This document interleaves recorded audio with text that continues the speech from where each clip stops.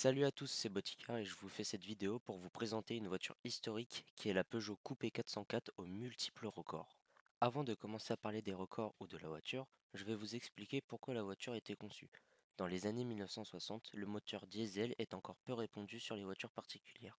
Il est surtout utilisé sur des camions ou des véhicules utilitaires en raison de sa robustesse. Peugeot est l'un des pionniers du diesel pour les voitures de tourisme. La marque veut prouver que ce type de moteur peut aussi être performant que fiable. Pour cela, la marque décide d'engager une Peugeot 404 diesel avec une équipe de mécaniciens et des pilotes. Maintenant que vous en savez plus sur le contexte, on va passer à la voiture et aux modifications qui ont été apportées. Plutôt que d'utiliser une berline de série, Peugeot a choisi de modifier une 404 Pininfarina pour en faire un prototype. Les modifications qui ont été apportées à la voiture sont une carrosserie en aluminium pour alléger la voiture, un toit abaissé et une carrosserie redessinée pour un meilleur aérodynamisme, une suppression du siège passager ce qui dessine le coupé, un réservoir de grande capacité pour limiter les arrêts ravitaillés et un moteur diesel Indénor de 1,9 litre de cylindrée développant 68 chevaux à 4500 tours minute. Grâce à ces modifications, la voiture est capable de rouler à plus de 160 km/h en moyenne. Du 4 au 14 juin 1965, 5 pilotes se sont relayés pendant 3 heures le jour et toutes les 2h15 la nuit. Les 5 pilotes sont De La Geneste, Du Genestou, Besnadière, Gérard et Tchékémiam. Ils ont conduit jour et nuit sur 11 jours et 11 nuits. Pendant ce laps de temps, la 404 n'a fait aucune pause. Malheureusement, je n'ai pu trouver que des informations sur l'un des 5 pilotes, Roger De La Geneste. Roger De La Geneste a participé 7 fois aux 24 heures du Mans.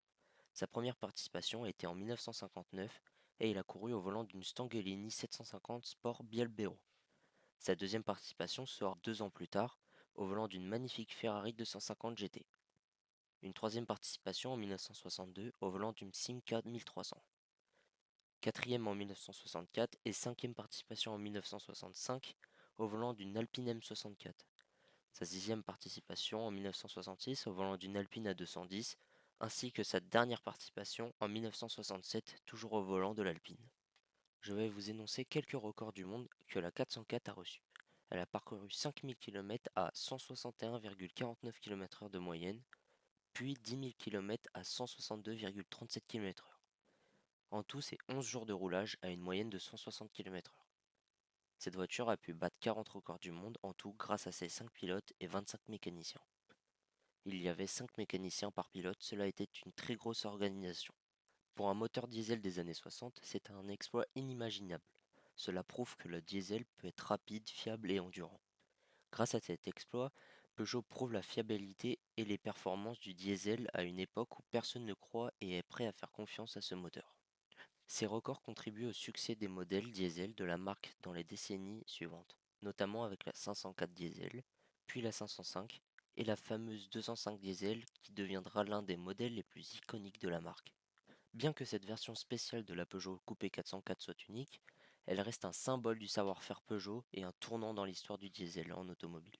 Aujourd'hui, elle est exposée au musée de l'aventure Peugeot à Sochaux, témoin d'un des plus grands exploits techniques de la marque. Un véritable moment de légende dans l'histoire de l'automobile.